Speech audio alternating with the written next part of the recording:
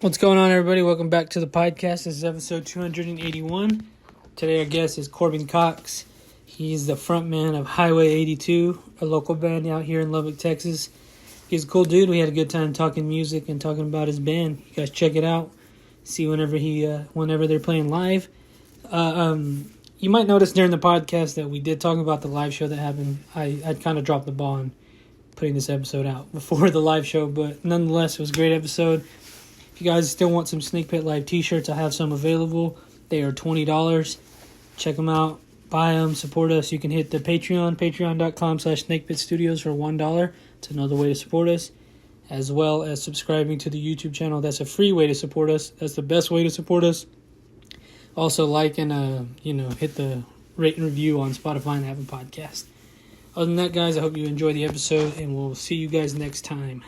Podcast. We're here, man. This is our first podcast of June.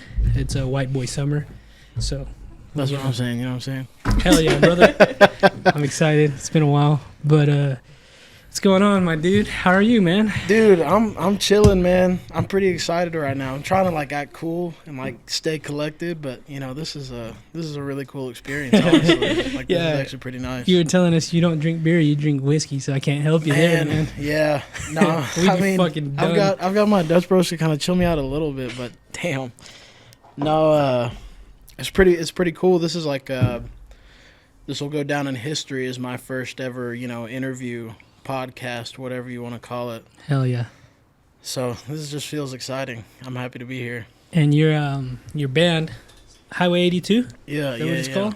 Yes, sir. How long have you been doing that? Your band, Highway 82.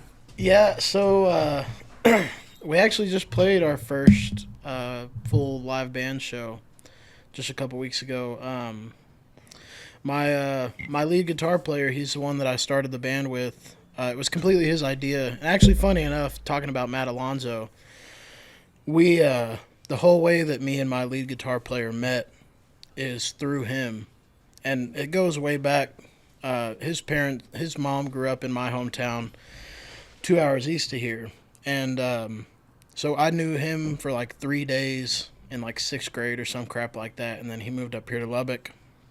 But our families have known each other forever. So I hadn't seen him a single day since 6th grade, and then in 2021, I met Matt at Guitar Center, and he was at SPC at the time, and he asked me to come in and record some drums for him.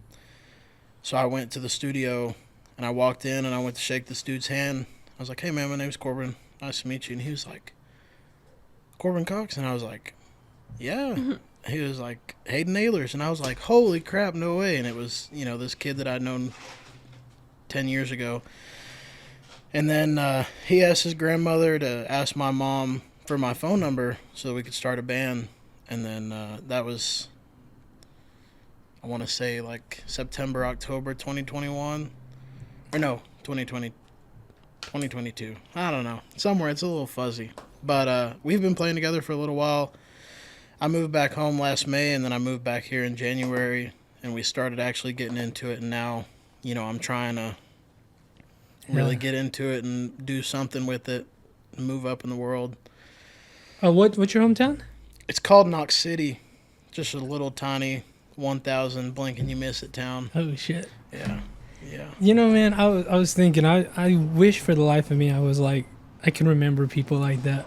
I have trouble remembering people I've known for a long time. It's so weird because when I shook his hand and I said my name, I was like, man, he looks so familiar for some reason. And I mean, I have the worst memory of anybody that I know, truly. But I remember the most random crap. And I was like, man, his face looks familiar. And then he said his name, and I was like, all these memories started flooding back in from all those years ago. And I was like, holy crap, this is crazy. We met through this guy that neither one of us had known before, 6 months prior. And then he randomly brings us into the studio together. And I mean, now Hayden is one of my best friends. I mean, we've gotten a lot closer. So shout out Matt Alonzo, Yeah, you fucker. Haven't talked to you in a long time, buddy. Shout out Matt. So how long have you play guitar and sing? Yeah, I don't ever really have a good estimate on how long I've been playing guitar. I normally just say since I was 12, so that'd make it 9 years now. And I mean, singing is also just kind of hard because, I don't even consider myself a singer personally. I don't think I'm like good enough to consider myself a singer, if that makes sense. I've been singing, trying to do something since we started the band, really. But before that, just like anybody else, singing in the car, singing in the shower, that kind of stuff, thinking that you're just him. You sound great, don't you? In your head. You sound fantastic when you got that car radio cranked up. Shit. You sound great. So, what are you growing up? Sorry. Fuck. What are you growing up listening to?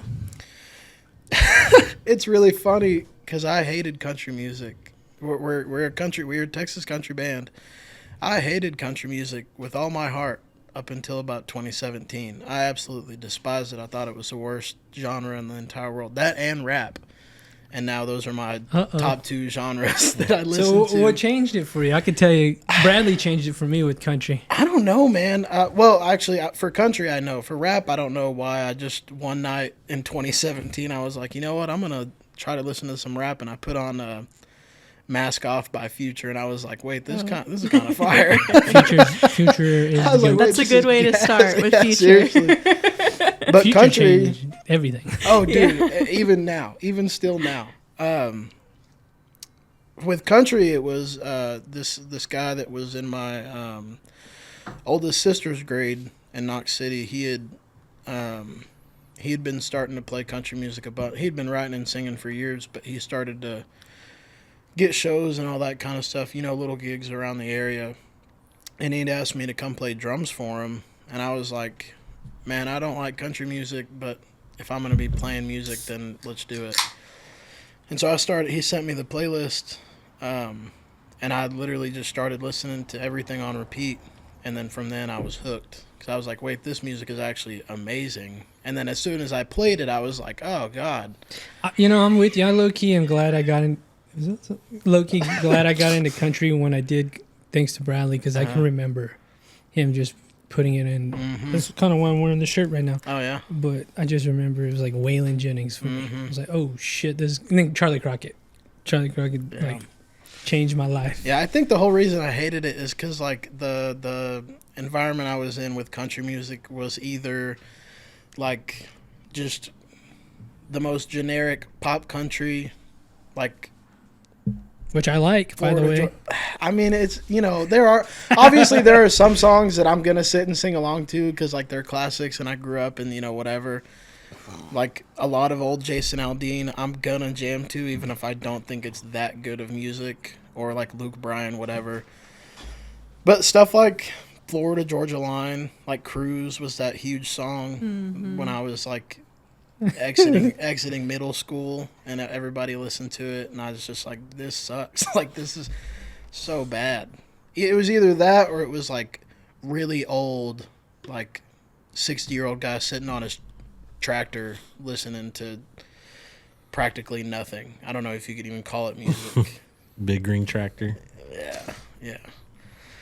So I think it was just me wanting to stand out from my environment of all these country kids. Because, I mean, I may sound country, I might play country music, but I was not nearly as country as a small It's like town you hadn't kid. found your, like, subgenre of country. Yeah. So you were a punk in a country town almost. I don't even know what I was, bro. I did not know what I was back then. I just kind of, like... it was weird because I put myself away from, like, the general crowd, and then I made myself to be who I was actually hanging out with, if that makes sense. Mm-hmm. I had no idea what I wanted. I personally think that's really cool, and I think we're starting to see it now, and I'm excited to see how that shapes music in the future. So now we're starting to see, like, a lot of these musicians that they grew up culturally, like, with country music, you know what I mean? But then they're into rap, and maybe they're into rock or punk or whatever, and they blend, like, all those influences are really heavy in today's music, or like this new music that's kind of coming out, you know what I mean? So I think it's really cool. There's a lot of, like, genre hopping and genre bending going on now right now that I'm here for most of it. A lot of it, some of it is a cash grab. Mm-hmm. But like Post Malone getting into country music, a lot of people hate it because they're like, oh, he's just, doing whatever. But I'm like, this is great. It sounds great. Like, this is what he grew up with, and this is what he likes. I feel like with him, you can tell it's authentic. Yeah. He's not a Texas boy, but he is a Texas boy. You know what I mean? Yeah. Well, he was born in New York, but he's like a Dallas boy. Yeah. He's So like he's not got the Texas, best but of he is both. Texas. Yeah. Fuck that damn city. No, I'm just kidding. I like that city. You guys are awesome. Shout out to the Texas Rangers and the Dallas Stars just lost. Not the Mavericks Dallas play Cowboys. tomorrow. What? Not shout out the Dallas Cowboys. Don't shout out the Dallas Cowboys. Are you trying to be like edgy on purpose? Like, No, I genuinely. We're a garage full of Mexicans. I genuinely. It's not even that I don't like the Dallas Cowboys specifically. I don't like the NFL. Okay. But the So Dallas you are Cowboys, trying to be edgy. especially. College football is just a lot better, Amen. But it's kind of starting to turn into the NFL a little bit with all this The money. NIL. But you're not Aggie, are you? there's still God no. God no. Oh no! This podcast is over. Oh God! Welcome. Oh my God! Roy wants to gag. I did a podcast yesterday with this guy, and he was talking about his daughter. She goes to that god awful school, and she's doing great things. She's like doing like amazing things there, and it was really like praiseworthy shit. And I was like trying my hardest not to piss Dude, him that's off what you because do at UT. he was he's That's this what you big do at Mexican UT. dude, and I'm like, I really just want to talk shit to this guy, but I'm scared of him. One and two, I'm like, I want to be respectful of this man's daughter, but fucking A, that goddamn school. You motherfucker, dude. That's what you do at a school like UT. All you do at Tech is catch Raider ass. That's all you ever And that's do fun. at Tech. Okay. Well, Well, that's fun. fun for the That's the moment. American dream, But in bro. a couple years, people are like, I don't know about all that. Oh, God, I hate you. No, I'm just kidding. I'm just kidding. Oh man. Damn, that's crazy. So you just like, is it like you just were like against the grain since the beginning almost, kind of? Yeah, I don't even know. I honestly, it's funny because I'm somewhat of an adult at this point. I just turned 21 a month and a half ago, so I'm finally starting to like kind of figure myself out and become my own person, that kind of thing. And so it's just funny to look back on, middle school and definitely high school and just see like remember everything and be like, wow, you were really just trying to be this person or this person, and it just didn't work out. And now I would say personally, I'm a lot different than how I was in high school or definitely in middle school. But music's always been in your life. oh yeah, for sure. So like besides country, like because this obviously seems like it's something that you're kind of like barely stepping into. Right. What other kind of music were you listening to? What other influences? like now or back then? Just in general. Well, so before getting into playing country music, I think I started sophomore year of high school or something. I was actually making beats and stuff, and I started like producing, and I was like, this is gonna be what I'm gonna do. I'm gonna be a producer. I'm gonna make it big. Blah blah blah blah blah. So I spent a lot of my time making beats, and I mean that followed me maybe a year out of high school or something like that.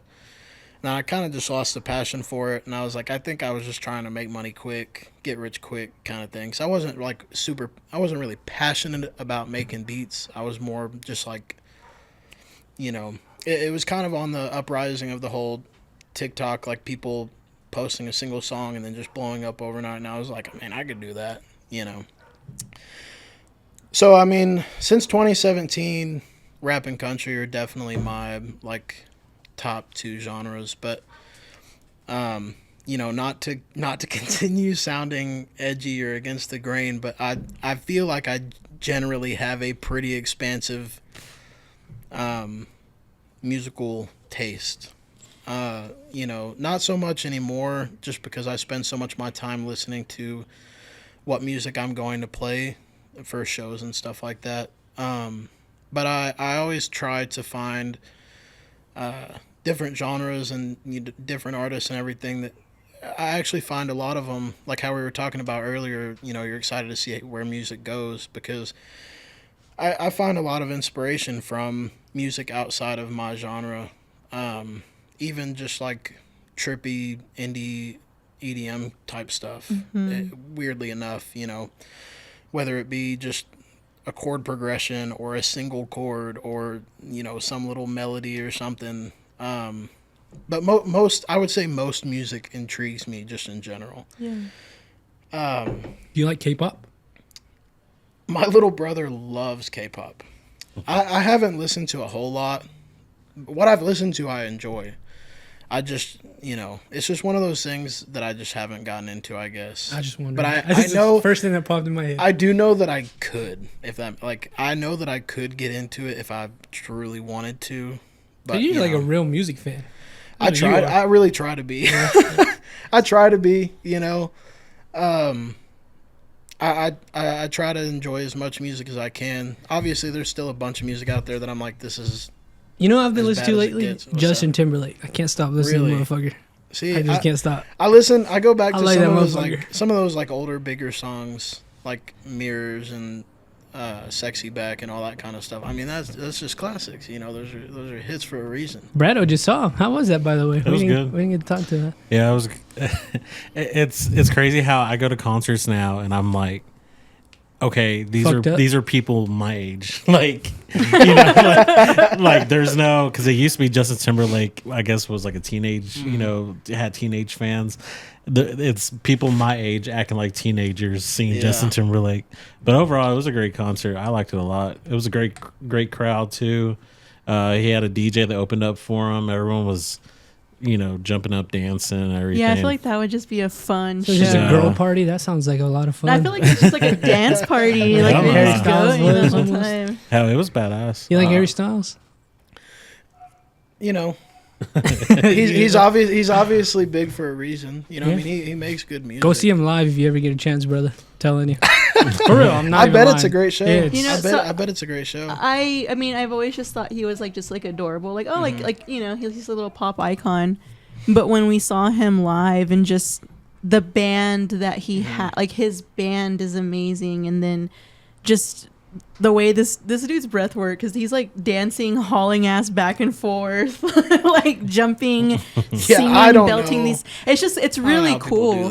Yeah, it was just really cool to see. That's a showman right performer. there. Yeah, that is a showman. Yeah, watching Timberlake, he still could dance, but he can't move. He can't move like the way he used to. He's old, man. Because we were watching. Afterwards, we were just watching old music videos. He can't. I know move. exactly what video you're talking about, where he's and his can't. feet are He has great backup dancers, and his band was badass because his band's called the Tennessee Kids. He's got a live band. That's cool. Nice. Yeah. And so he also had what I thought was cool was a floating stage. So there was for different songs, it had it was a big rectangle. And for Mirrors at the end, he gets on top of it and he goes into the crowd and leans over and he's all harnessed up too. But Justin Timberlake, he's a good performer. He's a good entertainer, that's for sure. I bet. I watch people like Harry Styles and I'm like, I don't know if I'm ever gonna be able to do that crap. I can barely even put on my shoes some mornings without getting out of breath. I don't know how in the world they do that crap. Come on now, brother. Singing and dancing, sprinting across the stage, man. I don't know about all that. He's also this tiny, compact, micro human being. So he just has the metabolism and the energy twink. for it. He's got some nice hair though. You know what? I think Happy Pride Month, buddy. I literally just saying. No. I literally think it's a hairpiece. Really? Yes. Okay. I was not a One Directioner, but I kind of was, and he was thinning towards the end of One Direction. And that shit is full now. Watching. And she knows It is hair. full. Yeah, I just feel like it has to it's so full and dense at the top. I'm he either paid really great money for reconstructive scalp surgery, or he just has somebody on hand to lay it down. Hell, have you ever seen Elton John now?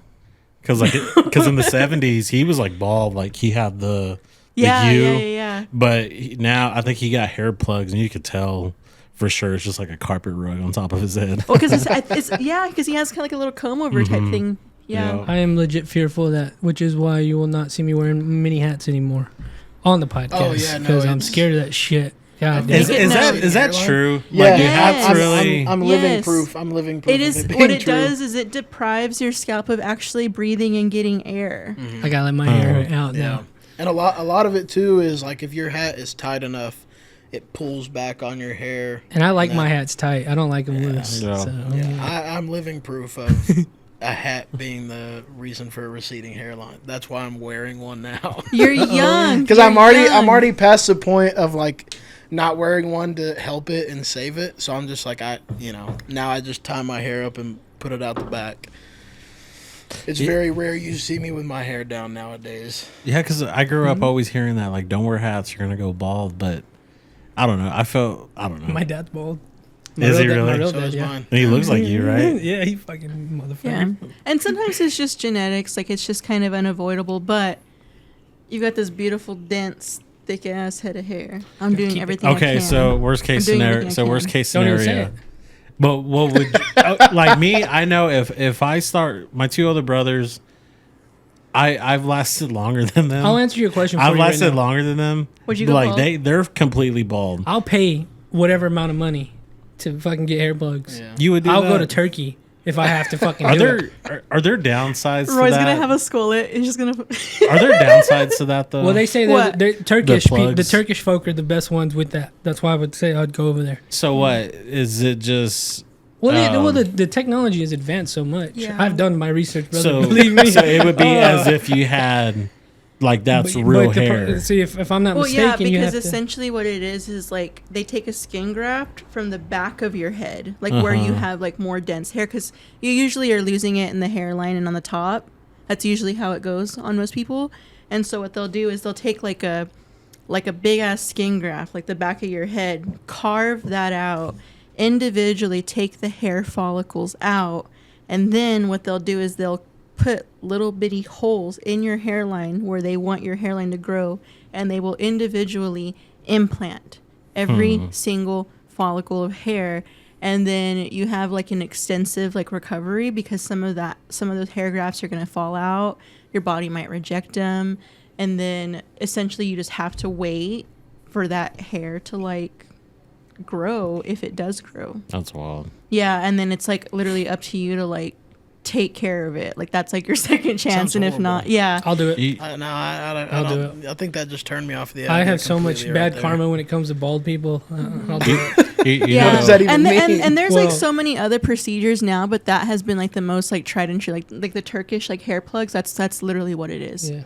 And so people will fly out there for like a Are week to there like be taken care certain of. oils, like very expensive oils Rosemary that keep oil. you Yeah, from no, that? literally just rosemary. You know what it is? Rosemary oil, rosemary water. You can go to Walmart, get yourself like a little bunch of rosemary, throw it in a pot, throw some water in there, boil it, and then let it simmer, and Rosemary then pour it in a smells spray good. bottle.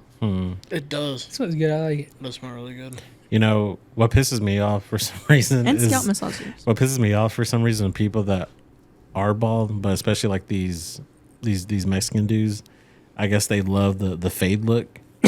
But they get like the little dots tattooed where it looks like they have a bald fade.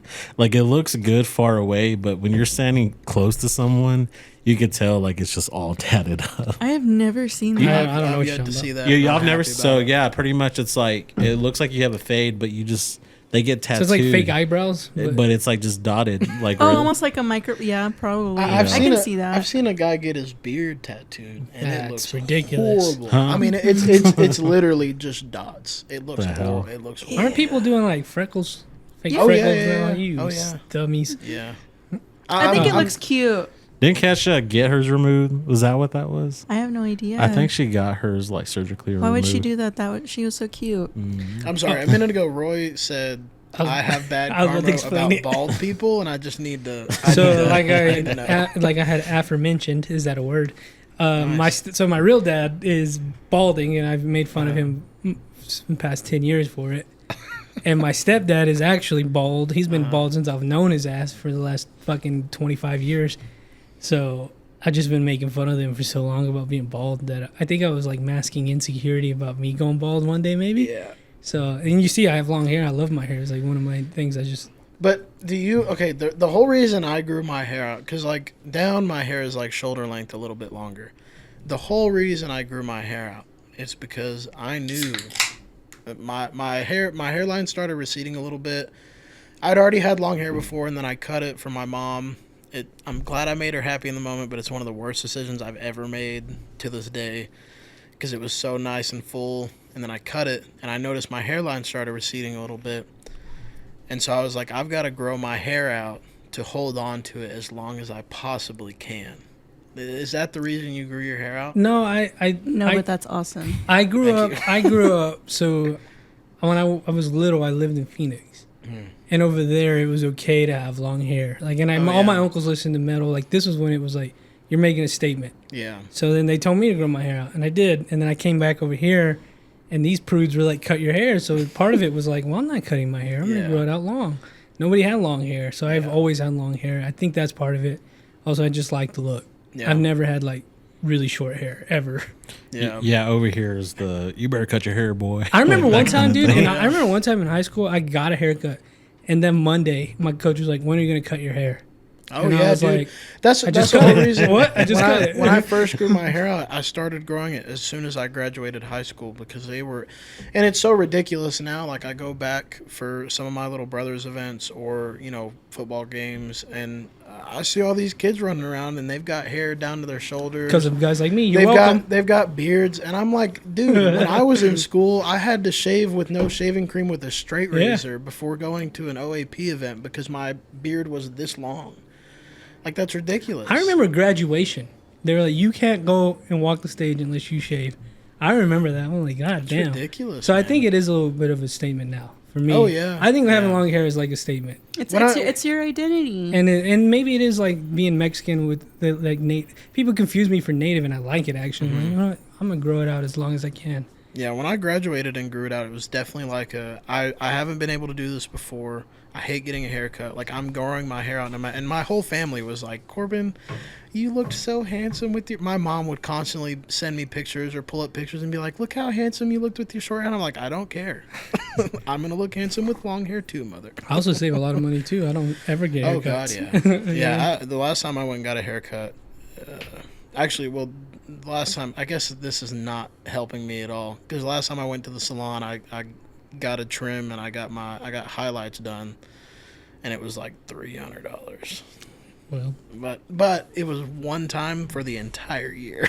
Yeah, it's an instead investment. Of it's 20, an investment, so you look good the year. Instead of $20-$30 every couple weeks, it was $300 one time, and I have not been since. Which is actually how we got you on here, because your aunt.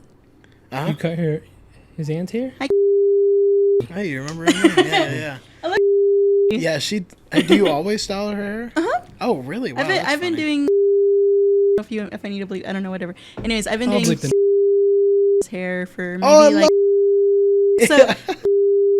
First, no idea they were partners for I don't know how many appointments until I think one of them said the other's name, and I was like, oh my God, I love her. And yeah, they are both on a 5-week schedule with me. I've been doing their hair for 2 or 3 years. That's awesome. Yeah. No, they're the best. They're the homies. I love them. She was my aunt. The best night at that concert, and then she texted me the next day, and she was like, "Yeah, I went and got my hair done, and I was just bragging about you the whole time, and my stylist said that you should reach out to her boyfriend and get on the podcast." And I was like, "Yeah," because she told me y'all had just played the Blue Light. Was it the Blue Light, or where was it? It was a little bar called Pub 50. Okay. I wish it was the Blue Light. Okay. Blue Light's I thought coming. It was the Blue That'll Light. That'll be coming. Yeah. You've not played? Have you played there? No. I did a singer-songwriter night there. Oh, okay. Yeah. That's what it was. Okay, I think that's what she's told me. Yeah, some people have been commenting, why do I bleep things? I just don't like having names on here. So you're going to get a lot of bleeps. Oh, okay. Yeah, no, I got you. But I've gotten some messages about that. I'm like, well, it's just names. I protect names. You know what I mean? I got you. Just throwing that out there for anybody listening. Perfect. No, yeah. Then she had sent that, and then I was like, oh, what's the podcast? And she was like, oh, it's a Snake Pit with Rado St. Croix. And I was like, wait a minute. Oh, yeah. I was like, my boy went on there a couple years ago. What's his name, Matt? Matt, yeah, dude. So I was like, this is all coming full circle. I'm going on the podcast and Matt was on. He introduced me and Hayden. Hayden and I started the band, blah, blah, blah, blah, blah. it's a pretty cool little deal.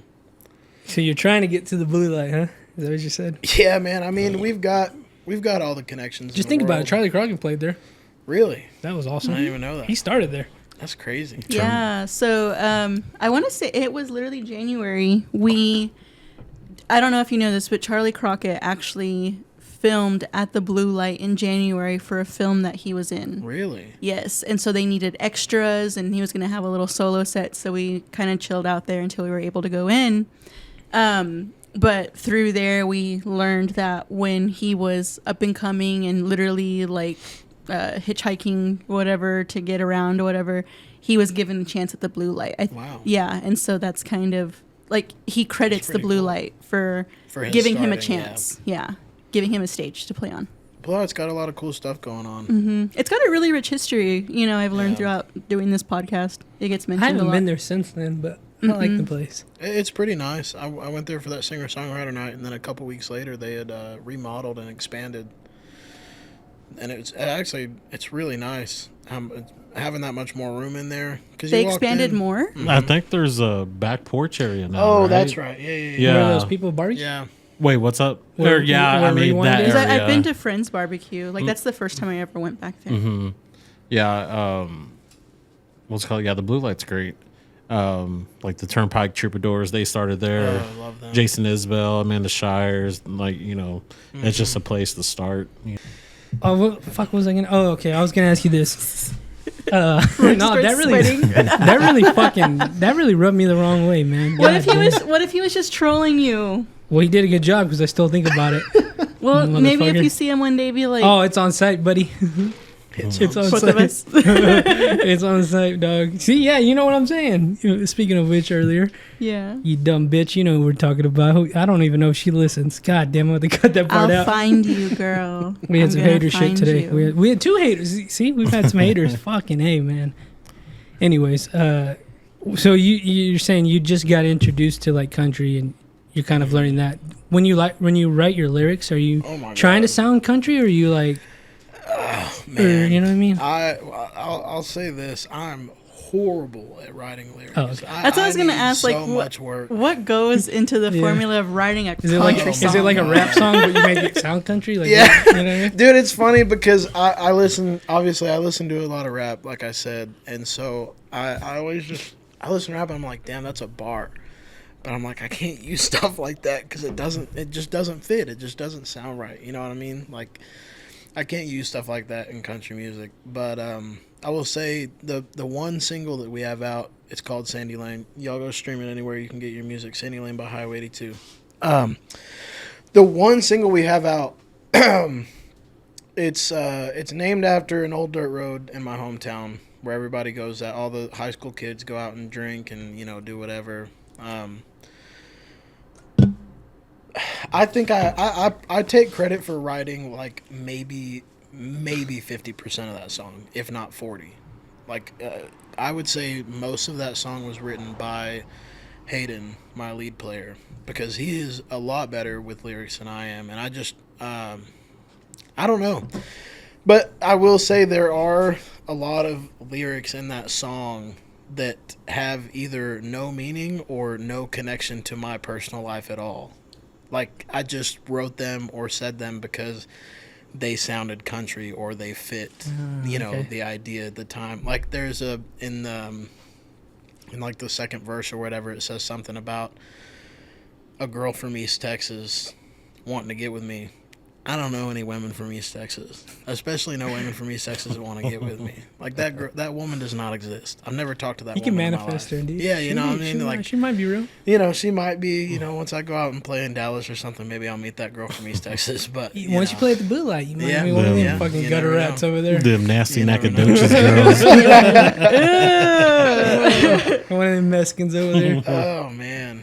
No, so it's it's hard. Writing lyrics is definitely something that I need to and want to get better at. So. You should write a song, Nasty Naked. That could be it. It'll be like the 2024 version of like Alan Jackson's like Chattahoochee or something. just put episodes, whatever this is, in the sign. Yeah. Thank you to Snake Pit episode. Yeah. That'll be what the intro is. I'll just be like, hey, thanks, Rattlesnake Roy, episode 284, whatever it is. That's your next album title, Nasty Nackadoches. Yeah. If you don't do it, somebody's gonna do it. Oh yeah. No, that's actually. It sounds like a charter. You know what I mean? That sounds like a banger right there. Like it just has to be like off the name. Like it's just the audacity is like, what the hell is this? And you listen to it, and it's like it's kind of catchy. Just about a nasty Nackadoches girl just trying to get with you, but you Boy, don't are want they it. nasty. And then before you know it, all these TikToks are gonna pop up about like he's talking about me. He's talking about me. All these Nackadoches girls like, yeah, that's me. Fucking whores. I've written a couple of songs since then, and I'm just like, at the time, it's funny. There's my sister's gonna watch this, and I remember I would texted her one night. It was like, I don't even know, like 11 o'clock midnight, and I texted her and I was like, I just wrote the best song ever written. Like I was so excited for it, and I was like, I literally just wrote it. I wrote it in 5 minutes. I was so hyped. I was like, it literally was nothing to me. It just kept coming out of me like that. And then I woke up the next morning, went to work, got home, and I went to go play it and listen to it again. Oh my God, it's a stinker. I was like, I can't believe I liked this at all. This thing sucks. It sounds like a second grader wrote it. And then, there's some unfinished ideas that we have that I'm like, these are great ideas, but I have no idea how to flesh them out, so it's definitely a process. It's definitely a big learning curve for me. This is your first band, like the first? Yeah, this is personally my first band for sure. I've played in, I played in a worship team growing up at the church camp that I went to for a couple years. There it is. See, yeah, some influence right there. See, no, definitely. I mean, like, wait, hold on. Have you seen Righteous Gemstones? Mm-mm. Watch it, brother. Yeah. No, I played in the worship team a couple years, and I mean it's like 1 week out of the year, a little bit of experience, but and then I played with that guy from my hometown a couple of times before I moved to Lubbock, but since then, I think I took like a maybe 2-3 year break between even playing live music at all. And then we didn't play any shows whenever we first started playing together. We barely even rehearsed half the time. And then I moved home. We didn't do anything. And then I moved back in January, and we started back up, started getting going. But yeah, we've got a show coming up next month, and then I'm gonna start talking to people, reaching around, seeing what shows we can get, and go from there. I guess hopefully finish writing some songs so I can get into the studio in the fall and. I'll keep that all in. Oh, for real? So, yeah. I was wondering how long probably the 2 turnaround weeks from is on now. these. It just Okay, depends, cool. dude. We Yeah. have so many goddamn podcasts now. I just released one that I recorded at the beginning of May. Damn. But that's my fault. Oh So, yeah. it was before Mother's Day. Yep. But so are y'all like working towards an album? Is that what you're trying to do? I don't even want to think about No, that. I don't know. Nah, we don't. I Just mean, want to play shows. That's what you're trying to do. Right? Yeah, really. I mean, like, obviously, eventually we want to put out an album. I mean, like, putting out an album next year is probably an attainable goal, I would say. If we, if I sit down and work and, like, actually push myself to do this instead of just being lazy and procrastinating all the time. Like, with social media, man, holy crap. I need to start making some money and paying somebody to do my social media because I am horrible. I've not posted on Instagram since March. And we've had an acoustic show and a live show, a full band show since then. Unfortunately, you got to do it, brother. I know. It is hard. I It's know. hard. I think about it all the time. I'm like, I need to post, and then I'm like, whatever. It's hard. It's hard to do it. It's hard to play the algorithm game. It's hard to create content. Oh yeah. Especially because you know what needs to be I'll be right done, back. which is like reels and stories and posting daily. But that is literally it seems like in a society where all we do is exist on social media, it literally is hard to market yourself and network. Yeah. It's the easiest form of networking, but it literally it can be a lot to create content because it's like at that point you're essentially creating, you're making yourself like a graphic designer and a marketing agent and musician, and you know what I mean? Especially now, because the market for all that is just so oversaturated. You know, there's 400 people a day posting, I just wrote the song of the summer, listen to this. And I'm like, how am I supposed to do anything with my music? You know, I've got to write the next, you know, big green tractor to do. But anything. the thing is, you know what I mean? Like, okay, so there's a group that I really like called Prayers, and years ago I listened to an interview with one of the members, and he had said, like, pretty much like, if I made music that I think people would want to hear or that I think would be a hit, I'd be miserable. Oh yeah. And I would be like chasing the unattainable. Right. So I'm going to make music that I like, and if you like it, then you're like-minded and we're going to get along. You know what I mean? And so like, and I feel like you're so green and so fresh, and like, if music's calling to you, you know what I mean? Yeah. Just create. And it's like you said, like you thought it was ass like 12 hours later, but you said you felt like it came out of you. Oh, yeah. You know what I mean? And so like, you gotta like, if something is calling to you, if something is just trying to whatever, use that creative muscle. Like, just keep flexing it, because eventually it will get better. You know what I mean? Or eventually like you will find your audience and stuff like that. Right. Or it's like you said like earlier, how you listen to like some rap songs, you're like, oh, that's a fucking bar, but how do you incorporate that into a country song? Everybody's trying to be the next country rap artist, right? Everybody wants to be Jelly Roll right now, but and I'm not saying do that, but if that is something that influences you and calls to you, there is no instruction manual on how to be an artist. You know what I mean? And it's like, if it just feels right, it just feels right. You know, and I think it's like I said earlier, like, it's so cool seeing how these genres and these subgenres, and even beyond music, but like cultures, how these cultures or subcultures or even just aesthetics are kind of meshing together, and the outcome is insane. Like, obviously I'm Mexican, so like what I grew up with was like a lot of like corridos and tejano and like cumbias and, you know, stuff like that.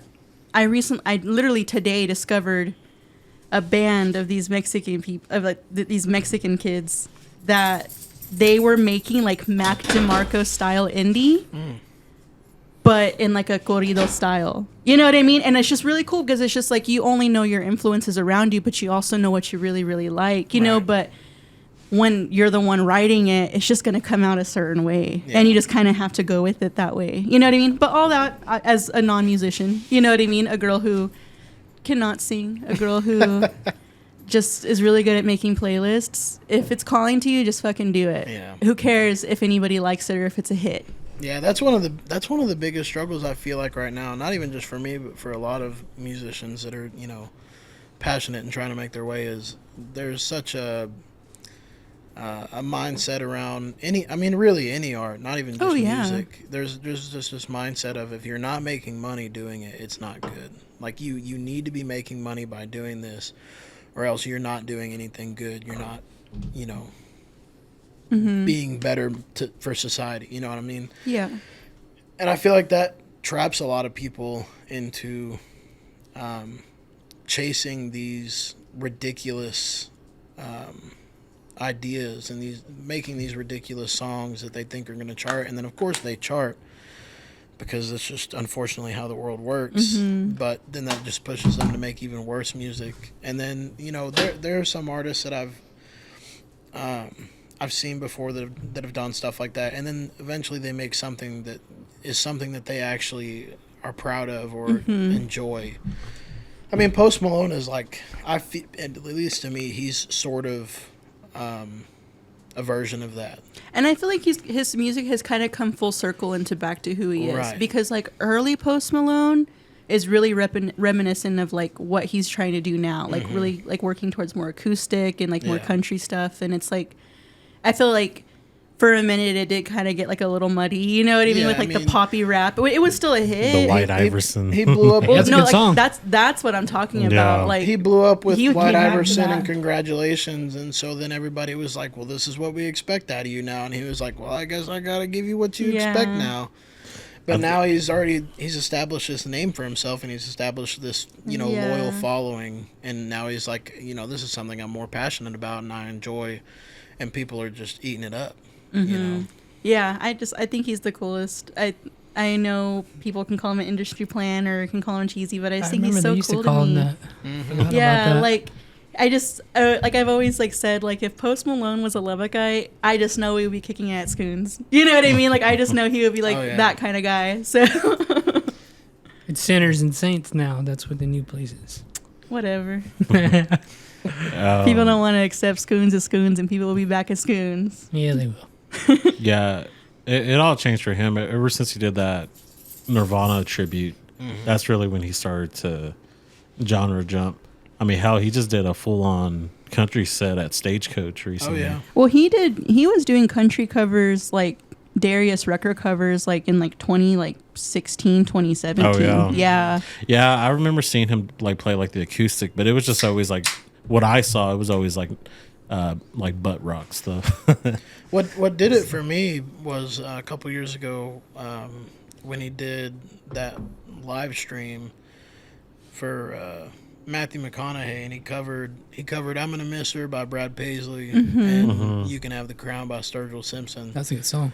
God, those covers are flipping fantastic. I mean, those are amazing. Yeah, beautiful voice. He had Dwight Yoakam's band behind him. Oh man, that's just I go back to that constantly. Yeah, he because Dwight has a Sirius radio show. A Sirius XM radio show. Really? And he had him on, and they were playing 1,000 Miles from Nowhere. So it was a good cover. Damn, now I want to listen to that song. Dwight's actually coming to Lubbock in August. Hell, playing back. With Jen's hook up, I got to go see him, and he put on a good ass show. I didn't know who he was. I wish we. I know. I was so like, it's Dwight Yoakam. You're like, I don't know who that is. I wasn't into that shit. I don't want to go if I don't know who that is, and I'm like, God damn it. Okay, so I had a client one time. He called the salon on my day off. Hold on, I'm sorry. Now that I know you're bleeping names, the shout outs are so much fun. Shout out beep. And I'm like, hi beep. It's so much funnier to me now. I want to get sued. But anyways, my client called the salon on my day off because I remember the last time I had seen him, I had told him I was starting to kind of dabble into country music a little bit. And so he ended up getting tickets to Dwight Yoakam at the Buddy Holly. Was in Maui at the time. He forgot about it. So he was like, I have these tickets. Oh my God. Like, tell Jen if she wants them, it's for this day, whatever. Like, I can have somebody come drop it off, whatever. So I'm like, okay, let me figure it out. So I call Roy and I'm like, do you want to go? Like, my client's trying to give me these tickets for free. And Roy's like, I don't know who that is. Sorry. And I'm like, it's Dwight Yoakam. Like, it's a famous country singer. Okay, well, I've never heard about who that is. And I was like, okay, but like they're really famous and my clients offer me free tickets. If I don't know who they are, I'm not going to go. I'm like, that's funny. Okay. So then I hit up Bradley and I'm like, no hesitation. I was like, yep. Yeah. I guess we can go in August. Yeah. You can buy my ticket now. Yeah, I was trying to hook you up. And then, because there's a band opening up for them called the Mavericks. They're really good too. They're a band from Austin. So Sturgill's going to be at ACL and I'm excited to see his ass. I just hate that he's performing at the same time as. Let's go. I forgot to. Fuck you. I hate that because he's one of the headliners for that Sunday. I hate that he's going to play the same time as Tyler the Creator. Oh, that's fine with me. No. Yes, that's fine with me. But you know, I never got into. I feel like Tyler would be cool to see like on his own, like on like a tour. Yeah, that crowd's gonna suck for that. It's gonna be all. I want to get crazy if I want to go to that. One ACL, I had saw Tame Impala. Love Tame Impala, but the crowd sucked because it was just all these teenage kids just tripping on acid. That's all it fucking was. Oh my God, just being useless in the crowd, just taking up space on grass. I feel like if I see Tyler, I want to go crazy. Yeah. I want to get in that. Like, I would love to go to, what is that festival he has? Camp something? A Camp Flognon. Yeah. Oh, yeah. Like, but it's always in, like, November. And it's in Cali. Yeah. Well, I don't care about Roy's that. is way out there. That's why I But haven't he gone always to has Coachella. cool lineups. So like Yeah. that one year that he brought like Kanye West out on stage, and I don't know, it'd just be really cool. Oh yeah. Yeah, I saw.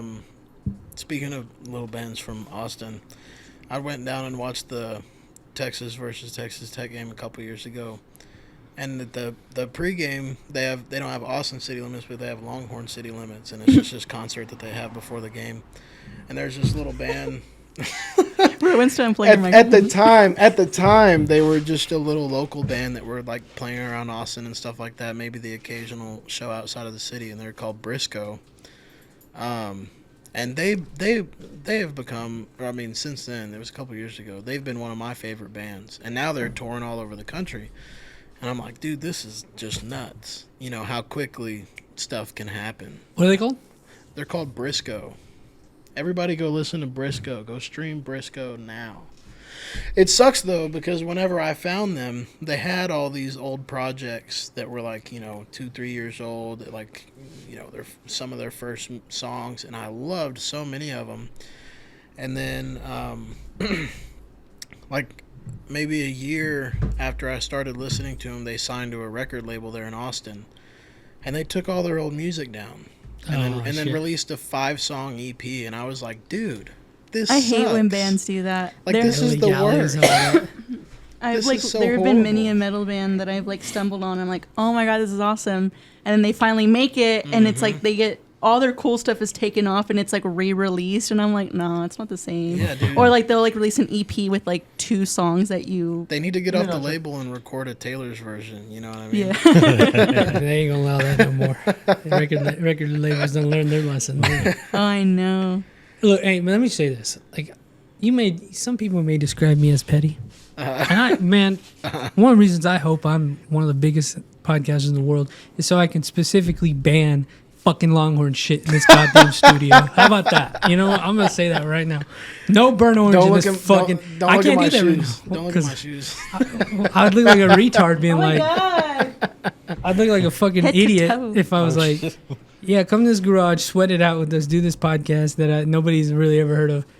But you can't wear burnt orange. I look like a fucking idiot saying that. But if I'm in the top 50 charts, I'm like, dude, you can't wear that burnt can't orange do in it. this No, you motherfucker. can't do I'll it. give you a tech shirt if you need it. Like, Oh, bro, man. that color makes me just fucking bored, man. I'm so glad they got beat in the College World Series. God, Well, fucking look, damn it. I at least have a little bit of respect for you in that sense, because one of the only like nice like button-up shirts I have is a white shirt with a UT logo on it, and I was gonna wear that just because I wanted to look nice. I wanted to look a little dapper. But I was like, this guy is more than likely a Tech fan, and he probably hates UT. Respect, brother. So I'm gonna wear Game this represents game. NASCAR Understands t-shirt. game right there, brother. Yeah, I got you. That's a cool shirt, though, by the way. Thanks, man. I got That's it really at cool. TMS a couple months ago.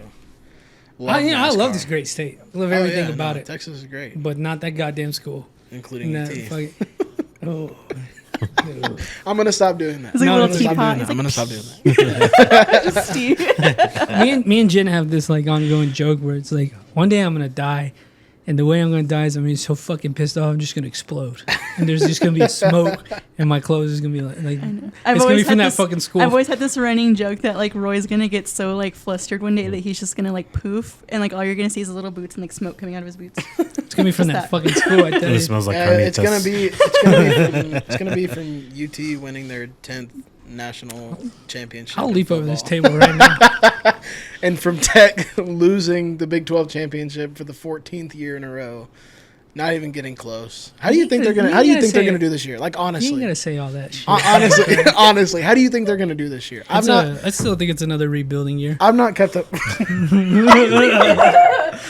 Hey, we're good. at everything Listen, else. I wasn't even saying that to be rude or anything No, yeah, at all. it's, I was genuinely curious, but I can't tell you how many times I've heard my Tech fan friends say, it's a rebuilding year for sure. We got it. We got it next year. It's a rebuilding year. I didn't even boss." say we got it next year. I'm just saying it's a rebuilding year. It does. funny. It does suck that.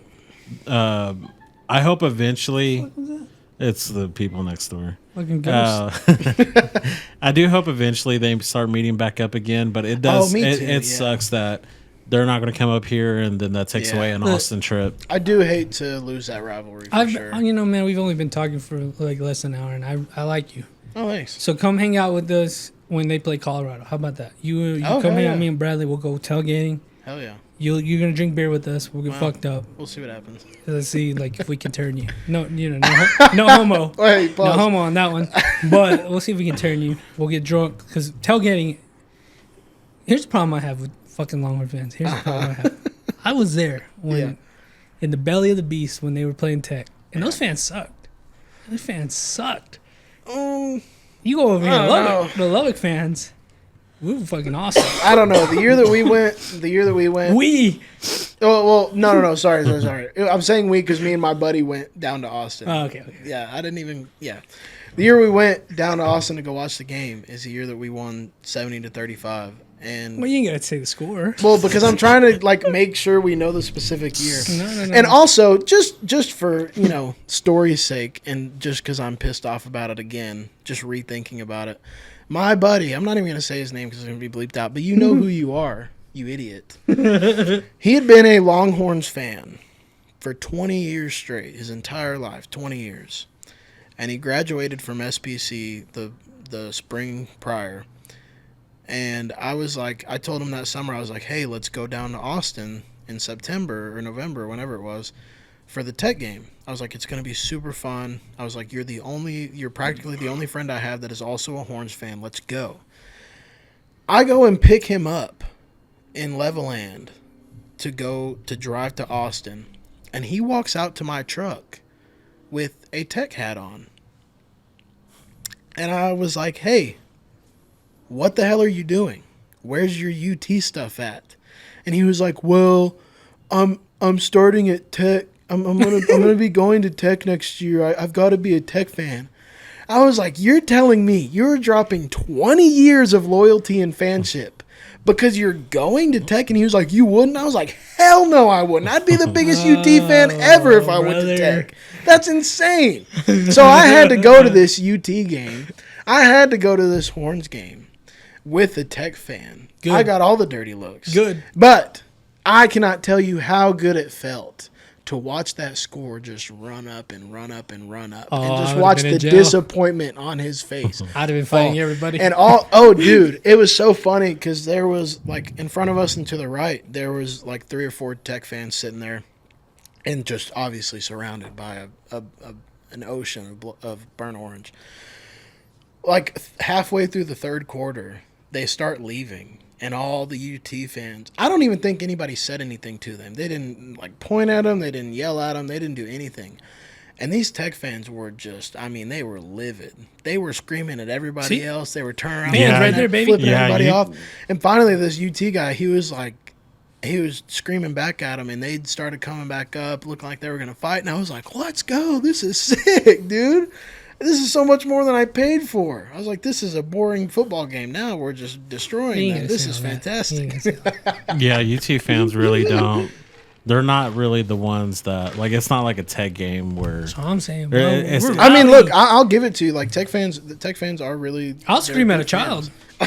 I'll say this though, Tech fans take it way too far. If you go to the Jones, man, Tech fans absolutely take it way too far. That's why I say this is why I'm saying we're like, if the Texas, if you guys were like, if when I was in Austin, they had taken it that level, I'd have shut up. I don't know. You got all right. Like I saw. You're making it sound like Tech fans are like the Swifties of college football. They are. Like y'all are the horse girls. Y'all are the horse girls. There's a reason why Swifties are the number one in the world, bro. The only time Texas fan, number one in Lubbock. Like at the game, Swifties. The only time Texas fans are truly, truly passionate and talking shit to other fans like crazy is only when they play A&M. But they have been playing A&M for like 12 years now. But now that's coming back, and now they're in the SEC. Don't worry, I hate A&M too. I hate. We can agree on that. The way that you look at me whenever I put up the horn sign is the way I look at anybody whenever they say giggle. I'm gonna fucking like blur it when you do it on camera. Because you're gonna see like black boxes where your hands are. It ain't allowed over here. My dream game to go to, if we ever get to go, is when UT and A&M play. but it's at College Station. Dude, I will go there and I will wear A&M colors. I don't give a fuck. No, that's crazy. Give a fuck, You dude. just Hell, wear. fuck it, You just don't go have to outside. wear anything that supports either school. I hate Texas that much that I'll root for the enemy. See, that's the thing is like my nightmare game scenario is OU versus A&M. Because I want to watch the game because I know how good it's gonna be, but I also I could not for the life of me decide who to go for. If Tech played A&M, I'm going for Tech every day of the week. I can cheer for Tech. I can put my pride aside and cheer for Tech. If OU plays A&M, That's a tough one. I don't even know. Damn, brother, that'd be a fun game to I go don't to. know. In College Station? Mm-hmm. I've never been there. It'd be I've fun. heard College Station, like, even if you're not an A&M fan, I've heard going to a game at College Station is, like, probably one of the greatest experiences you could, that you could go to. I'd like to go to like an LSU or Alabama game, like SEC. Oh, yeah. I wish I could have gone to the Texas-Alabama game last year. I can't imagine what that environment even felt like. Feeling all the Alabama fans just, like, so disheartened and disappointed whenever we won. Oh, man. But I will say, I mean, I was a UT. I mean, I guess I'm still am. I mean, I'm a Tech graduate. I'm a Tech graduate, though, but... I'm a Tech graduate though, but the thing about this is what I have to put up with. no, I'm not too bad. But the thing is though, it's just like UT fans, they're passionate fans, but but you have a lot of the pretentious fans. That, Oh, yeah, for sure. yeah. I agree with you. I don't like a lot of the Texas fan base. That's the same reason that I don't. That's the reason I don't like the Cowboys. Is because I don't like a lot of the fan base. But I don't like a lot of Texas fan base because they all just sound like idiots half the time. a lot of them are trust fund kids too. But I don't like Tech fans because not you guys, but they're all idiots. I saw a couple years ago whenever Texas came here to Lubbock. No, yeah, I meant it too. A couple years ago whenever Texas came to Lubbock, I saw a video after the game. Tech won, and after the game, I saw a video of a Texas fan running down University, and like 20 or 30 Tech fans were jumping him. Good. And like kicking the crap at, like he was on the ground and they were kicking the crap at him. And I'm like, that's just too much. You won the game. Just go home. Or And this go to isn't the even bar. football related, but there's always the great riot of Broadway after that one basketball game. This is how. Oh yeah, it's just crazy. They literally awesome we they are. literally were like they made it to the tournaments, or is that Yeah. what it was? They made it to championship. So they didn't even win it. They just made it. They should have saved that energy for the next game. I felt like a lot of that was a big distraction going into the national No, they championship had game. Lubbock shook. Like I remember, like they shut down Broadway. They shut down like I was University there. because they were I was scared. there, 'cause No, I I mean lived by that there. the day of that last game that they lost. They had Yeah. a mobile, like jail trailer. Holy crap. Yeah, I was there. They'd SWAT. It was crazy. So I was at the UT Tech game back in 08. I was an eighth grader at Was that the Michael Crabtree game? that was the Michael Crabtree game. I was at that one too. Absolutely I was killing wearing. Me and my brothers went. We were all in UT. UT attire. I remember. He's like, I'm so bored. I hate this. No, like I was in UT. I was wearing UT. So the whole time it was, I was an eighth grader, but at the time I didn't look like an eighth grader. I looked like a grown ass man. So the whole time I just was like, all these text messages were like, "Fuck UT," like just in my face, and I would've done it. I was getting shoved, and my brothers had to take up for me quite a bit. And I remember when Tech won that game. Hell, that game still fucking breaks my heart when I think about it. But we had parked at my brother-in-law's house that was on 26th Street. Mm-hmm. So after that game, we had to walk all the way down University. It's bumper to bumper. Everyone's honking. We're walking down University the whole fucking time. We're just getting flipped off and fuck UT and just like say fucking bitches, like all kinds of shit. And we had to deal with that all the way walking down to 26th Street. And when we got to 19th Street at that intersection, some guy like with his body halfway out the window was like, "Fuck UT," doing that shit. No, you know And what? That was this one in Austin. Oh, really? Obnoxious. And he was like, "Fuck UT." Well, then that car that he was in, I guess they were all fucked up. He ended up hitting the car next to him, and he hit the car next to it. It was a fucking mess. Like, dude, like looking back, I'm just like, man, my gosh, like. That's what I'm saying, though. Like, because we were in Austin when they won. That was like 2 years ago. Mm-hmm. I went up to a UT fan like this. I was like, "Fuck y'all," and he didn't do anything. I was No, we were literally at a bar and they were just like, Yeah, I wouldn't, especially when you win the game. It's like if some Tech fan had come up to me at that game that we were at, and they were like doing all that, I'd be like, okay, 70-35, brother. Or like last year, if somebody had come up to me and done that, I'd be like, okay, 57-7. Talk to me about it. The way like UT literally, you're just upset. They're like, well, at least we don't live in Lubbock. That's see, but I'm not gonna say that because I like Lubbock. I enjoy Lubbock as a city. I may hate Tech. I may be a Texas fan, but I love Lubbock. It's a great city. Or they say some shit like oh, like well, I go to UT, I'm gonna become somebody. That kind of shit. pussies. Yeah, no, I don't associate with those Texas fans for sure. I don't even know how we went down this Another road, fan base. I don't remember honestly. So another fan, because of course I can't stand A&M, OU. I hate the state of Oklahoma in general. Me too. Yeah, But shithole. The other fan base I can't stand is fucking Arkansas. I hate the fucking Razorbacks. Arkansas. I only know a couple Arkansas fans. Yeah, Arkansas. That's Why is that even a that's state? dirty. You know what I'm saying? Like, that state. Oklahoma. Who gives a fuck? Oklahoma and Arkansas. Who gives a fuck about either of those It's states? all them nasty Nacogdoches bitches over there. You gotta write a song about that. Do you have another beer? Or do I need to get one? That's it. I That's all. have zero grievances with any sports teams. Thank but God. 'Cause I think it's very easy to bully Swifties. we're the best. Swifties. Oh, you're a Swiftie? Like I said, No, yeah. easy to get into the skin. Number one album, baby. Shit. All right, let's pause real quick. I gotta get a beer. On my way back home, I made a quick stop to Lukenbach, Texas, Amen. and I was, it's not much. It's just pretty much like a general store, a outdoor stage, a dance hall, and a general or post office. That's it. But it's so unique to know that so much, like, I guess, Texas music history had happened there.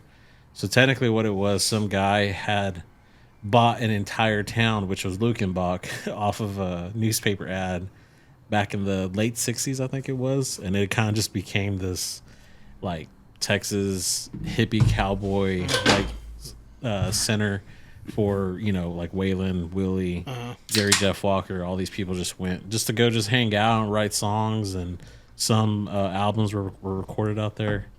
I went out there and people were very friendly. They have a little small post office, the old post office, which was built like in 1850. I thought it was very cool. The people were nice. There was roosters and chickens everywhere, and then there was a bunch of cats that would just walk up to you. Where is it at? So It's by Fredericksburg. It's by Fredericksburg. So it's like in So German. Fredericksburg is right there. and Another it's- town, people I hate. No, I'm just kidding. I'm just kidding. Shout out to the Germans. Though. Well, I mean, yeah, because Lukenbach, I think that's a German word. Yeah. So, but it's technically in a town called Stonewall. Gotcha. Like Stonewall So- Jackson. Yeah, because I remember I had looked it up a couple of years ago, Lukenbach, and just because I wanted to see where it was at, and I just remember reading that it's not like technically a town or anything at all. It's literally just practically a music venue at this point. And I was like, Pretty huh, much, but that's back weird. then it was technically like a ghost town. Yeah. But it's Lukenbach Road. After I had visited Lukenbach, I had made a quick trip. I was originally gonna go see the LBJ Ranch, but it was shut down. Apparently they're doing renovations and it won't open until 2025. But that's a cool little area. There's a lot of wineries out there. Oh like, yeah, Fredericksburg is big like the for way. wineries. Oh yeah. Lots of wineries and breweries out there. Like the way Vegas is, like with casinos, it's wineries You know, like that. you know what's for in the- Fredericksburg that I want to go to, and it's booked out like years in advance. It's this Airbnb place that has giraffes. Like you could stay and they'll come up to your Wait, place. where is this? I think it's in Fredericksburg. Oh shit! Yeah, there's like they have giraffes. You remember I sent you that one time? Yeah. I think it's in Fredericksburg, and it's like when I sent it to you, it was booked a year. You had to wait, but it was expensive as shit anyways. I couldn't go. But Yeah, that's old. so Lukenbach's not. Is it technically a town or like on the map? Like, if it has a post office. I mean, I guess it's more of a community or like a village, I guess you could say. But technically, it's like So we need Texas Brad here. So this is where they would all hang out. The outlaws, the pretty highwaymen, much- the highwaymen. Yeah, would hang out? pretty much. Yeah. So it was technically a way for like songwriters to get away from the big cities and just go out there where it was quiet. It's still Like it was a place to create Yeah. for them. And they still have concerts out there, don't they? Oh yeah. The lady that was working at the general store, she was like, "Hey, be sure you come back. Keep an eye on our website. We have concerts going on all the time." So Okay, correct me if I'm wrong. Maybe like 7 or 8 years ago, George Strait did a surprise pop-up bar show. Was it there? he might have. I'm not sure. I remember it was tiny and it was like a wooden little building. it was it was either that or Green Hall. Okay, it was in Texas, but it was like Yeah. Green, yeah. it was like a really intimate show. I think maybe like it was just like spur of the moment he was in there, but it was like people were able to see him like on a small Yeah, it was wooden either, stage. It was either him or there's a place called Green, which is like an hour from there. It's a famous dance hall. Okay. So I just that might have remember been- seeing it and it was just the coolest thing because I mean that's the king. You know what Yeah. I mean? That'd Like been to nuts. see him That would've like been crazy. Yeah. like in like a little like it was like a little wooden Like a stage. garage. It was tiny. Like I would describe it like it was like a little section of Obar. Yeah, Like, it was like you're that tiny. Because you're used to him singing in big arenas. Oh, and yeah, stadiums. Where does he live? I believe South somewhere between Austin and San Antonio, somewhere out there. But he's from San Antonio. And he went to school at Texas State. I know that. Jen, if he was trying to court you, would you allow him? Not Yeah. now. That one? Yeah. Oh, Jesus. Oh my god. up Why did I ask? up until about that was 2007. Yeah. I would say like He's Vejito now? 2010 would have been my cap. Yeah. Yeah, because I saw him in. Because I saw him in Why did I ask? He's romantic. You ever listen to his music? I have him on my hand. That's why I'm like, because I saw him. I love in- him. He's great. I saw him in 21, and like, yeah, now you can like, yeah, he's getting up there. in oh, age. he's a Vito. That's But that's the thing though about those types of artists when they get older, in a way they kind of get they get more they legendary. yeah, Get better. They get better in a way. Yeah, it's crazy. Like with Willie, he just Oh, turned yeah. 91. I saw him at Cook's You were there? about a month and a half ago. Whenever he was there, I could not believe how good he was for 90 years old. And it's It was kind of crazy. ridiculous. Like I know his voice isn't the same at Yeah, all, and he kind of still- speaks through his music. Yeah, he talked a lot of his lyrics, but I couldn't believe how good he could play his guitar. I mean, you're 90 years old. You've done all the drugs that you've done for all those years. You gotta imagine. That Oh, Willie's some of when it comes, that he's stuff wavers off, but he's underrated as a guitar player. I Yeah. learned that night. He was fantastic. Like when you see him back in the Austin City Limits days, him just shredding on that, like Spanish guitar, like because like there's a hole in the guitar. So he doesn't have a pick guard, so throughout the years, because he would strum real hard, so that pick would chip pieces off of the wood, and that's why he has that little hole in his guitar. But like when you look at footage, like in the 70s when it was kind of somewhat new, like you could see pieces of the wood like chipping off. Yeah, he But- was, Really he was cool. fantastic. That's crazy. In the 70s, he was still older than us. He was 40. He was 40. He's been That's old crazy. ever since he He existed. was So in I- the 50s. So I had watched a documentary about him because when he was in his 20s, he was pretty much known as he moved to Nashville to become a songwriter, and he wrote all these classic songs like "Crazy" for Patsy Cline.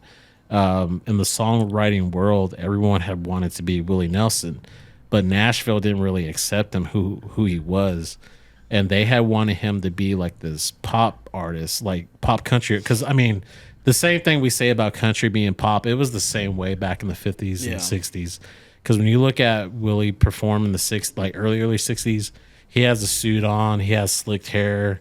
Yeah, shit, look at Waylon. And then, yeah, same thing for Waylon. But like, then he decides to move back to Texas, and he just pretty much, became a hippie. Grew his hair out, grew his hair long. I mean, that was unheard of at the time. I mean, Texans hated hippies, but for some reason, he brought together cowboys and hippies, and it's almost like he was like the first Post Malone. Pretty much, like he was the Looks origin. a lot like him too. Yeah.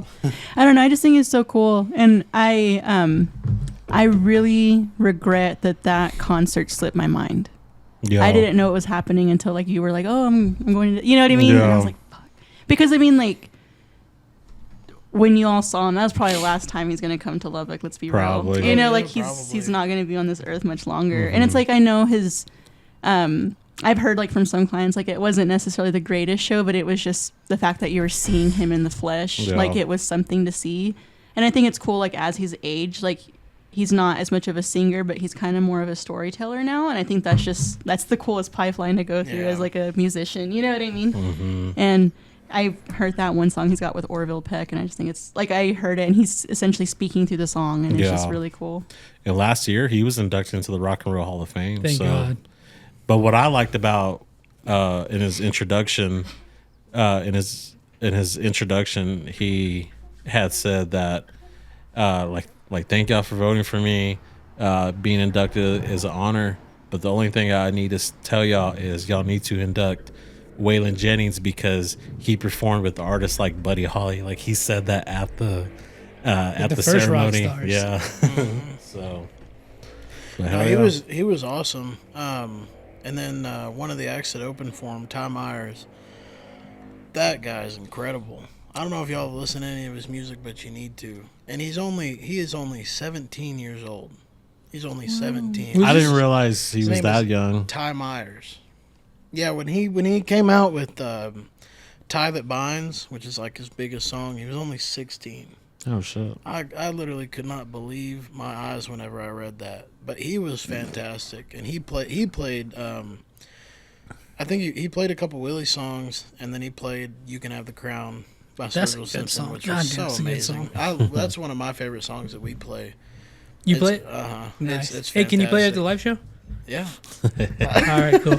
Hell yeah, dude. No, it was pretty awesome. That guy's great. I can't believe how young he is. It makes me feel so much worse about myself. But you can't think about it. You're know. Fucking 21, so you're not even that old. But no, it was a pretty great night. I got real drunk. My story of my life. So one of my uncles, he used to work for Hastings. He was like a big person for Hastings back in the day. And the headquarters was in Amarillo, and he moved up there for that job. So he had met a lot of artists throughout the years. Like he's met like Garth Brooks, Kenny Chesney. Where the bodies at, Garth? He had met Willie. He had told me a cool story because he has a Texas flag, and on the white top part it's signed Big Willie Nelson. He had told me a story that after the show he got to meet with him and talk with him for a little bit on his tour bus. Really? And he said that he was rolling. Was he high? He was rolling joints At the whole this show. No. Oh, This was probably like early 90s. Oh, gotcha. But he said he was rolling joints the whole time. And he had said he had offered him, and he had told him, "Like, nah, I can't," because I guess Hastings at the time they would send him to concerts, but they would drug test them after concerts. He's like, "Nah, they drug." I'll add Willie Nelson to the list because I don't smoke weed, but if he passed me a I'll smoke. He's one of them. So that was a cool story. One of them. Where's that flag at now? Can we get a hold of that flag? It's in Amarillo. We gotta get that fucking flag in the studio. So there's this house in the backyard. He has a shed that he turns into a man cave, and it's on the ceiling. If he ever gets rid of it, we gotta fucking put that in the studio. That's awesome. Hell yeah. Yeah. So. God, yeah. but Shit, I was shout going to out. say something. I forgot what I was going to say. I hate that. Shit. What were we just talking about before that? We were talking about, Willie we were talking Nelson. about that the one that opened up for him. Tom With Myers. just Willie. That was Ah, it. shit. Never mind. Yeah, I don't know. Oh, I know what I was going to say. Oh. There we go. Just objectively. Yeah. Let's just say objectively. Uh, If you had to put like top 3 albums of all time, top 3 albums of all time. who would you put? Who would you put? These are gonna be really like any genre or just country. Anything. Anything. Hold on. Let me. And just would you take put- a quick peek? This list aggravated the shit out of me. Would you put Lemonade by Beyonce on? Would you put no top 3 of all time? Would you put just without even thinking? Don't even look. Would you put a Michael Jackson or a Beatles album as number 1? Not Beatles. I've never listened to the Beatles. But as number Oh, 1. the Beatles. No, I'm just I mean, saying, like, like, I understand. I do understand like the influence and the importance of the Beatles to music just in general. But I've just Thanks never to Buddy listened Holly, to baby. it. You know, I've never listened to the Beatles. I could not personally, in good conscience, put one of their albums in my top 3 of all time. Oh, that was loud. Are you asking him like greatest of all time or just his top 3? Oh yeah, Just that's a different that's what I mean. Like question. objectively, like the top 3, Oh, not okay, yours. so not just, my personal. No, not oh, yours. okay. Just we'll get to yours in a minute, but just overall. To Pimp a Butterfly is definitely top 3 greatest albums of all time. It's one of the most influential. I hip-hop agree, albums of the but I don't last know if 20 it's top years. 3. Nah, it's got to be. If it's not top Or 3, it's Good top Kid, Mad City is like T-Pap's better than Good Kid, Mad City. Little controversial opinion, but well, I don't know, because then it gets me thinking about other hip hop albums, and then I'm like, well, I know that Illmatic was, you know, it is the, you know, peak hip hop album or whatever, but I'm gonna say To Pimp a Butterfly. The other 2, Lord, I can't even think of any right now. I would think Pink Floyd's The Wall would be in that like 3 to 5, top 3 to 5. Yeah, Dark Side of the Moon. You think I Dark just Side of the Moon? See, for me, it's The Wall. I think But The but The Wall's Wall better. was like the first like full Pink Floyd album that I listened to from beginning to end, and it was like an obsession for like a good like 6 months. That was me, but for Dark Side of the Moon. Okay, so, I mean, so The for Wall's- Dark Side The of the Wall's Moon, great. it never hit the same as The See, Wall, the because The reason- Wall was like a journey for me. the reason I Right. asked is because Apple Podcast did top 100 albums of all time, Oh, and yeah. they put Lauryn Hill. If I'm not Yeah. mistaken, That as is number a one. great album. That's a- I'm not saying it's not a great album, but It's definitely not number Thriller? 1. Yeah, is there were so many like, albums. I think that everybody in the weren't world on can there. say Thriller is number 1 or a Beatles album. But I think they were going off don't of know like about streams. Thriller. Is that what they were going off I don't of? know. No, it was a public It just vote. it I'm really pretty It sure. was? It just really was like what? Yeah, no, it was a public. I'd say Thriller. Because if it was off of streams, the Miseducation of Lauryn Hill would not be number 1. I would At even all. say a fucking Led Zeppelin album. Yeah, there were a lot of albums on that list that were either too low, too high, or there were a bunch of them that weren't even on there that needed to be on there. Was the Carter 3 on there?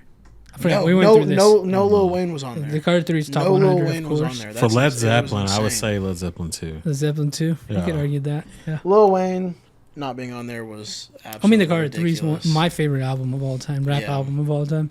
Me and Jen did a conversation pit, and we were talking about it. I think Dirty Sprite 2 is actually one of the best rap albums of all time. See, as and like well. for me, I'm like Stankonia. So You know, For different rap opinions. albums? yeah, Yeah. rap albums. like I mean, just But- like, speaking of like, future, to me, Dirty Sprite to 2. me personally, like the 2000s, late 90s, 2000s were like, for me, the golden age of like hip hop. Like, what's that one, the Game album that he's got with Hate It or Love It on it? Is it literally called Hate It or Love thought It? it was Hate It or Love It. Is that what the album's That's what called? I thought. That's a good album. Yeah, there's that one. And there's one that he's like sitting like on a tire. Like Yeah. those are fucking great albums. See, I can never get into. That's where the 90s old rap head or in me anything. comes out. Cause Yeah, I'm definitely like the opposite of an old head. yeah, Like I hear this, you know, I hear a whole lot of rap by Playboy Cardi, and I just turn up. That's all I do. That's all I do. that's also really It's great just music such though. good. Oh man. That's just like that's raging music though. That's You know so what I good. mean? God. Yeah, I had saw something about the decades, like who owned the decades. I would say the 40s, I think it was 40s was Frank Sinatra, The 50s were Elvis, of course. Definitely, yeah. The 60s were the Beatles. 70s. The 70s are it's Led Zeppelin, but that's always a weird decade. Like no one really truly owned the decade, but I would say it goes to Led Zeppelin. 80s it was Michael Jackson. 90s they say it's Nirvana. Yeah, and then the 2000s that's another Eminem? weird one. I can't remember who they said.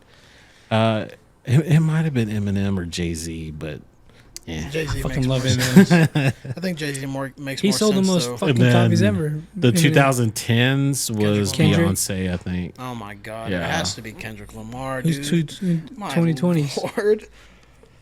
Do what? Who's the 2020s? I Taylor mean, Swift? it hasn't No, finished Yeah, yet. I mean, I guess she It has. to be, hasn't but finished yet, though. Unfortunately, If she the has 2010s to were be. Beyonce, then the 2020s are Taylor Swift. But when it comes to music Shout out to history, my Swifties. so It's pandering at this point. I'm So- like, y'all are easy to get a rise out of. so a class. So it was explained to me one time at SPC. I took history, the history of popular music. It was explained that music historians don't write about an artist until 20 years after their debut album came out, because there's a lot of artists that come out with the album and they're big and they're huge, but then their next album comes out and there ain't shit anymore. Like look at Vanilla Ice. That's literally Like, what I was you about to know. say. I was literally That's about- fair. Yeah, That's he's very a Lubbock fair. legend, baby. Come on now. But he's the biggest selling rap album of all time. I would say, just personal. That fly died next to me. That's a bad omen. Roy, get it. I literally saw it flip over. Oh, you fucking touched You like grabbed it. That was crazy. it. was on your fucking face. No, something else flew on my face. That's gross. Ah! Oh my God! Did you get it What is too? even happening? She fucking put a curse on us. It landed on his face. No, it was a different bug, dude. That was the cicadas that are coming out. I would have like. The fly literally said, He heard what y'all were talking about and got mad because again. I was talking shit about Swifties. Yeah. God Yeah, said, he was like, "Oh my God, it's Taylor That's a Swift." fucking omen No. right there, dog. Another album. So Michael Jackson's the Thriller is the highest selling album of all time. Number 2 is Back in Black, AC/DC. That's why they like Angus Young, Brian Johnson. That's why they're well off. That's so rich. What about All those Appetite for royalties. Destruction? I'm not sure. Is that up there? I'm not sure. It might be. when I watched the top 100 albums in the 80s on VH1, Appetite for Destruction was number 1. I remember that. Nikki And- Sixx talks about that And a I lot. think it was AC/DC and Michael Jackson's Thriller were in the top 3 of all those albums. I think they also said the fastest selling album to reach up to those level of those albums was what's the Lana Del Rey album where she's in front of a truck? You know what I'm talking It's not Honey. about? But anyway, it's like American something, right? Anywho, but apparently she's the fastest selling. That's crazy because Yeah. that really is not her best album. Hold a on. lot of good music. Oh, plenty of good music out there. I would say, personally, I won't even say top 3 favorite Lust for albums of all Life. time. Top 3 favorite albums right now that I've just been revisiting the most, and I'm not including country because most of the country I listen to right now is just to make sure I'm on my shit with the set list. And if you've never listened to this music, go listen to this music because it's fantastic. Everything So Far by Pine Grove is one of the best albums I've ever heard. It's like indie folk music kind of vibe. It's fantastic. Every single song on there is a banger. There's not a single miss. The Melodic Blue, Baby Keem, is one of the best rap albums to come out in the last 6 years. It's fantastic. It is literally as good as it possibly gets. And then honestly, Die Lit by Playboi Carti is instant classic. will forever be a classic. Mm-hmm. Whole Lotta Red's great, but Die Lit is about 30 million times better. And Cardi's just that good. Have you heard? Sorry, this is totally not off topic, but kind of off topic. But I'm saying this because you said how much you like Eminem earlier. Have you heard his new song? Yeah, Shane Gillis is in the music video. It is bad. Yeah. So what? Shane Gillis is in the music video. I didn't like it. You know, at it's all. okay. I saw something. Like it's so. If the hook is so corny. I don't give a fuck. I like The it. I hook saw is so something about corny. this, and the song cringed me out. Mm-hmm. And okay, because I think it was like he was trying to like be like Slim Shady Eminem. You know Yeah. what I mean? But I read something that was like, as old as this man is, as successful as this man is, why the fuck is he still so angry and still being petty as fuck? Like, he's obviously proved that he can be taken seriously as a rapper, and he always has been a serious rapper, but like, he was making hits well after he had exited that phase of like music making, and the fact that he regrets to it, it's like, are you cash grabbing? Well, I don't know. I liked the idea of going back to Slim Shady because that's whenever he was good. Oh yeah. You know, I mean, he hasn't been that good in the last 10, 15 years. He's put out a couple good songs here and there, but most, the album. He had that one comeback album, like in like 2000. Recovery. I don't think it was that. Was that it album is The one bad. with Rap God. maybe Music to be Murdered by I don't know. with the red curtain, not the curtain calls. That's It was the like- greatest hits album. It was Eminem. like his Yeah. one comeback. It was like had to be like 2005, 2006. Oh, Oh. back then. Oh, well. It was I like don't it was know. like when he was kind of being like a little bit more serious than he was. Like, I was humorous. excited for the new song. I was like, this is going to be great. This is going to be really good. I started playing it, and I was like, oh, damn, abracadabra. This is a great sample. I love this. And then he hit the hook, and he was like, bruh. And I'm like, oh, come on now. You're So- you're I too like old. it. You're So- too old to be saying bruh. I liked that. it. That's crazy. So Steve Miller, who did Abracadabra, Uh-huh. he had wrote a letter to Eminem. It was something like it's the music he doesn't listen to, but he was actually honored that he it's sampled great. him. Yeah, It's a great sample, and that song by the Steve Miller Band is fantastic. But another Texas boy. I like Eminem, and I thought some of the bars were good. I thought the verses were good, Go watch the music video. Shane Gillis. but the hook. Maybe it just wasn't the best first single to come out. You know what I mean? Yeah, because he is putting out an album, right? Yeah. Okay. I Yeah. am So like excited this for was the like his album. like debut. You Yeah, know, coming back into I'm excited music. for the album. Hopefully, the album is better. Hey, like I said No, at the 'cause he's beginning, awesome. White Boy Summer, baby. He's awesome. I think Eminem's great. No, It just he's good. I'm He's not good. gonna like pretend. I'm gonna it's good put that just on because conversation the bit first thing tomorrow. is put out. Eminem, Cool. definitely. He's pretty good. Do you like new metal? I mean, define new metal. I've never Korn? Like understood Korn, Limp the Bizkit. subgenres. Oh my god, I've been into both of those bands lately too. I mean, I guess it's just not. It's not stuff that I put on myself. But like, if somebody else puts it on, I'm like, yeah, this is gas. God, But sick it's me just world. it's just not stuff that I put on my own. You know what I mean? I've just been reflecting because we went and. There you go for the that's for you, Rattlesnake Milk. I've just been reflecting on because we went to Sick New World, which is a new metal festival. Those guys are awesome. All of those bands are awesome. I've been listening to them a lot. I hope Limp Bizkit goes next year. I've been jamming the fuck out of Limp Bizkit. Same sickle. They're cool. I don't know. I had thought you were a big Limp Bizkit fan. For some reason, I thought you were. No. I used to hate on Limp Bizkit. Now I think. I fucking mean, like 'em. I know a lot of. You know, I feel about Limp Bizkit the way I feel about Incubus. When I saw them at Sick New World, I was like, I know a lot more Incubus songs than I thought. Yeah. But also, I was just kind of like, anyways, who's next? I always liked the way you described them. They were on their kumbaya shit. They were on their Kumbaya shit. I was like, Deftones is next. I'm like, this song sounds just like the other three songs. I still know it though. I still knew it. I actually regret missing out on Incubus when they came here to Lubbock. Brother, I've had a few beers, so let me just tell you this. When you're going down on a lady, put on some Deftones. Jesus. Or Typo Negative. You ever listen to Typo Negative? Good band right there. Check them out. Typo Negative is great. Y'all know about Gatecreeper? Yeah. That's our boy, man. Israel? Shout out to that boy. Yeah, Yeah. Israel. I How do you love know Israel. him? Oh, my I God. love Izzy. That He's album my- is awesome. I love don't even like him. that type of music. That album's Me awesome. neither. But Me that album neither. is Well, fucking so- awesome. It's a great He- album. When I worked at Guitar Center, he he had worked there before, and at the time they were like on tour a little bit here and there, and so whenever he'd be back in town, he would come work part-time just until they went back on tour.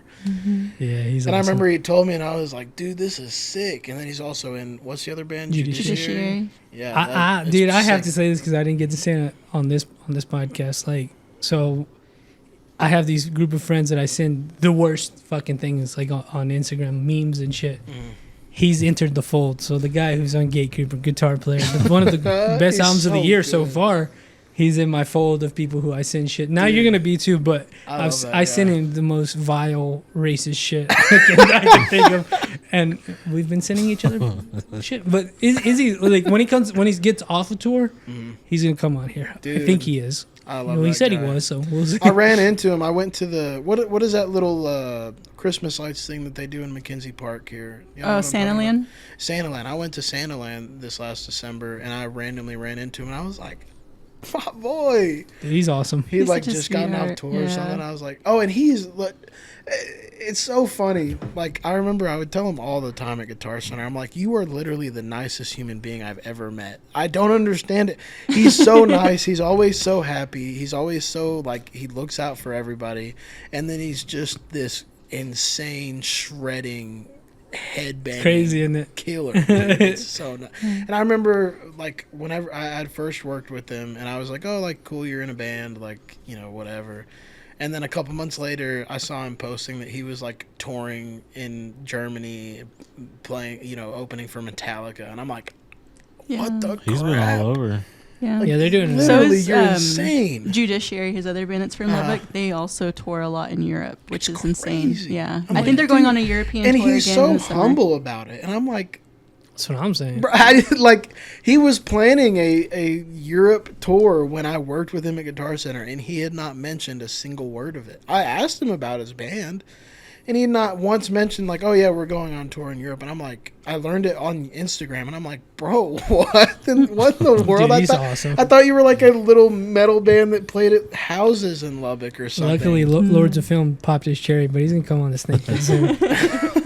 Yeah, because when I first met him, we became good friends ever since. But I didn't know him as the rock star. I had no idea that he was in the band at the time. And I remember we would hang out, and then all these people were like throwing their horns up, like, hey, like, fucking Izzy, like, all like praising him. And I was and then like, you just see Izzy, he's like, hey. Yeah. He's like, hey, man. He's always just like, hey. Oh, I love that guy. He was at Charlie Crockett too, wasn't he? Yeah. Yeah, he was. No, Fucker. he's fantastic. That's a great guy right there. I love that guy. All right, Colton. I said that on purpose. I did that. Oh, okay. But okay. Corbin. There you go. Nice. I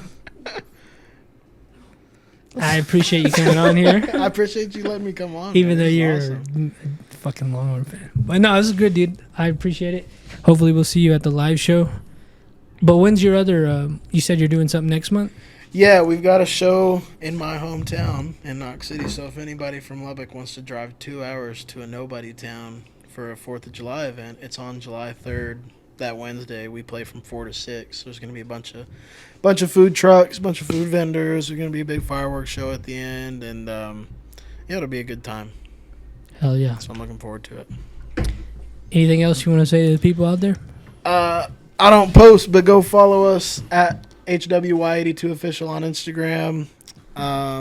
We've got a TikTok, but I've posted like maybe twice on there. I think I'm gonna get better about it. I promise, because I'm gonna have to.